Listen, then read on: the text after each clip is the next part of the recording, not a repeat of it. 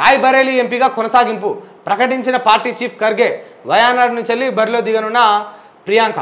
ఇక పోటీ చేసిన 2 స్థానాలు రాయ్బరేలీ అండ్ వయానాడు, ఈ 2 స్థానాల నుంచి వెళ్ళి రాహుల్ గాంధీ గారు ఘనంగా గెలిచిండ్రు. ఆయన యొక్క గెలుపు అయితే కైవసం చేసుకున్నారు పోటీ చేసిన 2 స్థానాల్లో. అయితే ఏం నిర్ణయించుకున్నాడు, రాయ్బరేలీ నుండి ఎంపీగా కొనసాగాలని చెప్పేసి రాహుల్ గాంధీ గారు నిర్ణయించుకున్నారు.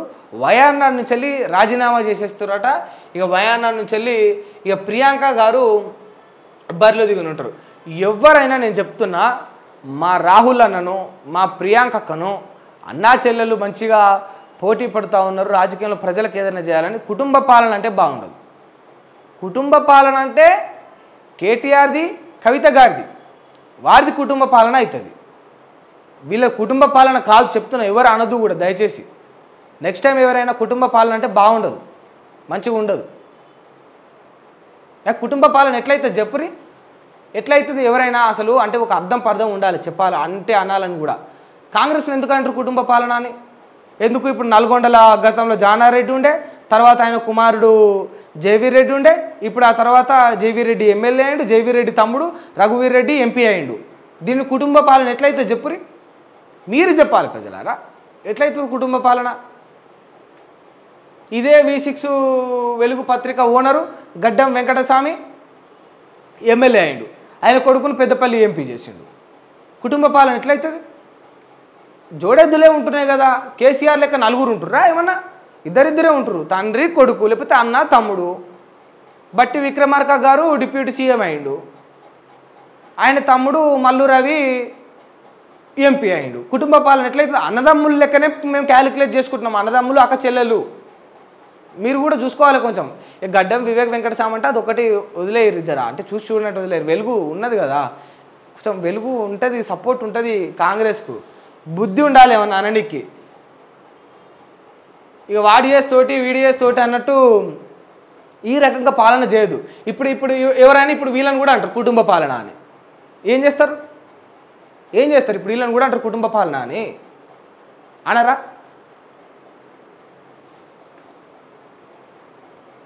ఒకసారి అవతలను అనే ముందు మనది కూడా చూసుకోవాలి.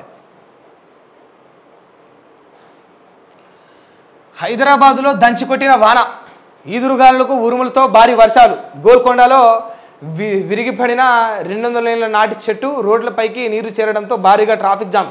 అత్యధికంగా గోల్కొండలో 5.80 సెంటీమీటర్ల వాన. ఉన్నతాధికారులతో మంత్రి పొన్నం టెలికాన్ఫరెన్స్ కూడా జరిపిరట. అక్కడ ఏమైనా సమస్యలు ఉంటే తీర్చమని, ఇబ్బందులు రాకుండా చూసుకోమని.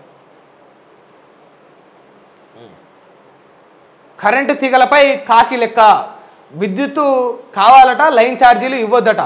లెక్కకు పనికిరాని సర్కారీ లీకు. వీళ్ళు చెప్పినగా వీళ్ళు చెప్పులు కొంటారు, రాను పోని ఛార్జీలు కూడా చెప్పుల మీద ఎత్తేస్తారు. ఓ పెళ్ళికి బట్టలు కొనడానికి పోతే ఆ బస్సు ఛార్జీలో లేకపోతే 10 మంది కట్టకట్టుకొని పోతే వాళ్ళకు డీజిల్ ఖర్చులు అవి అయితే అవి కూడా బట్టల మీదనే కలుపుతారు. చీరకు ఒక 5,000 అయితే ఈ డీజిల్ ఖర్చు ఒక 700-800 అయితే 5,800 అయినాయి అంటారు. ఇప్పుడు వీళ్ళు కరెంట్, ఒకవేళ వీళ్ళే కరెంటు తెస్తే వీళ్ళు లైన్ ఛార్జీలు కట్టకుండా కరెంటు తెస్తారా? ఒకవేళ వీళ్ళే అదే కరెంటు తెస్తే లైన్ ఛార్జీలు కట్టకుండా వీళ్ళు కరెంటు తెస్తారా? పక్క రాష్ట్రం నుంచి వెళ్ళి లైన్ ఛార్జీలు కట్టకుండా కరెంటు తేవడం వీళ్ళకి పాసిబుల్ అవుతుందా? ఎవడైనా కట్టాల్సిందే కదా. నువ్వు యూనిట్కి ఎంత కొన్నావు అనే దాన్ని లెక్క 3.50 విద్యుత్ కావాలట, లైన్ ఛార్జీలు ఇవ్వద్దట. లెక్కకు పనికిరాని సర్కారీ లీకులు వీరుడు. కేసీఆర్ లేఖతో ఆత్మరక్షణలో ప్రభుత్వ పెద్దలు. ఆరోపణలు డొల్లా లేనని తేలడంతో కొత్త ఎత్తులు. ఛత్తీస్గఢ్ నుంచి వెళ్ళి విద్యుత్ కొనుగోలుతో రాష్ట్రానికి 6,000 కోట్ల నష్టం అంటూ తప్పుడు ప్రచారం. ఎక్కడ కరెంటు కొన్నా సరఫరా ఛార్జీలు తప్పనిసరి, దాన్ని స్పష్టంగా చూపేందుకు అపసోపాలు. యూనిట్ ధర 3.90 ఉండగా ఎక్కువగా కొన్నట్లు చూపిస్తూ బురద జల్లే యత్నం. కరెంటు కొన్నది 3.90. It's clear. కరెంటు కొన్నది 3.90. నువ్వు కరెంటును జేబులో పెట్టుకొని చేతుల్లో వేసుకొని తీసుకురాలేవు కదా, దానికి లైన్ ఛార్జీలు అదనంగా చెల్లించాల్సి ఉంటుంది. అది రేవంత్ రెడ్డి కాదు, రాహుల్ గాంధీ కాదు, నరేంద్ర మోడీ కాదు. ఇక ఎవరైనా చచ్చిపోయిన వాళ్ళు వచ్చి దిగొచ్చి కొన్నా కూడా కరెంటును లైన్ ఛార్జీలు చెల్లించాల్సే ఉంటుంది కదా. యూనిట్ ధర ఎంత పడింది, ఒక యూనిట్కు కరెంటుకు నువ్వు ఎంత పెట్టినావు అంటే అఫీషియల్ లెక్క ఇదే 3.90. ఇది చాలా క్లియర్గా కనిపిస్తుంది. ఈ దిశగా మాట్లాడుకుంటే కరెంటుకి చెల్లించిన అమౌంట్ ఇది యూనిట్కు. లైన్ ఛార్జీలు పెట్టుకోక తప్పదు, పెట్టుకోవాలి. దీన్ని మెర్జ్ చేసి 6,000 కోట్ల నష్టం అంటే ఎంతసేపు వాని మీద బురద. అరే వాడి విసుగొచ్చే కదా గద్దె దించింది, నీ మీద ఆశ ఉండే కదా నిన్ను ఎక్కించుకుంది. ఆ బురద తల్లినికే నీకు సగం టైం గడిచిపోయాయి. మా ముఖాలకు అంటుకున్న బురద ఎప్పుడు దూడుస్తావయ్యా? ఇంకెప్పుడు దూడుస్తారు?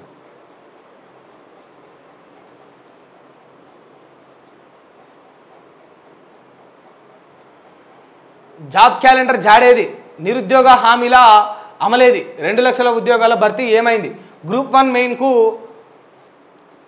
1:100 చొప్పున అనుమతించాలి. గ్రూప్ 2, గ్రూప్ 3లో అదనపు పోస్టులు కలపాలి. కాంగ్రెస్ నాయకుల కాళ్ళు పట్టుకున్నా కనకరించడం లేదు. హామీ ఇచ్చిన 6,000 ఆసరా పింఛన్ ఇంకెప్పుడు ఇస్తారు?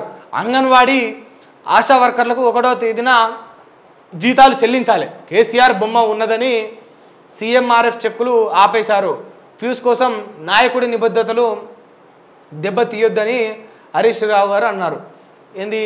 వ్యూస్ కోసం నాయకుడి నిబద్ధతను దెబ్బతీయొద్దట. బుక్కుల మీద కేసీఆర్ ఫోటో ఉందని బుక్కులు తెచ్చి సింపుడు. మళ్ళా ఇప్పుడేంది? అంగన్వాడీ ఆశా వర్కర్లు జీతాలు లేదు, కేసీఆర్ బొమ్మ ఉన్నదని సీఎంఆర్ఎఫ్ చెక్కులు కూడా ఇస్తలేరట. జగన్మోహన్ రెడ్డి ఫోటోలు దీనిపైన ఉన్నాయి. ఆంధ్ర రాష్ట్రంలో సంథింగ్ అది ఏదో కిట్టుకు సంబంధించింది. ఉంటే ఉండని, ఫస్ట్ ప్రజలకు న్యాయం జరగాలి, వాళ్ళకు లబ్ధి చేకూరాలి, దానివల్ల నాకేం నష్టం జరగదు, అది సరఫరా చేయండి, పంపిణీ చేయండి అని చెప్పేసి చంద్రబాబు నాయుడు గారు అక్కడ డిసిజన్ తీసుకొని ఆర్డర్లు వేసారు. అది అరే వాడు ఎవడైతే ఉంది, ఉంటే ఏంది, పోతే ఏంది, అది బొమ్మ ఉంటే ఏంది, ఎప్పుడు ప్రచారంలో మేమే ఉండాలి అంటే, ప్రచారంలో మా ప్రభుత్వం వస్తే మా ప్రచారంలో మేమే ఉండాలి, అవతలడి బొమ్మలు ఉండొద్దు, శిలాపలకలపైన వాళ్ళ పేర్లు ఉండొద్దు అని మట్టితోటి దూడిపినట్టు. సరే మట్టితోటి దూడిపితే మాకు ఒరిగేది ఏం లేదు, ఓ పిడికడ మన్ను కావాలి నీకు, రాస్తే నీ చేతికి నొప్పి లేవాలి అంతే. కానీ ఇట్లా ఏంది? సీఎంఆర్ఎఫ్ చెక్కులు ఆపి, పిల్లలకు పుస్తకాలు ఆపి, పంపిన పుస్తకాలు వెనక్కి తీసుకొచ్చి అట్టలు నింపి స్టిక్కర్లు అతికించి సమయం వృధా, ప్రజాధనం వృధా. ఎందుకు? కక్ష సాధింపే అంటారు దీన్ని.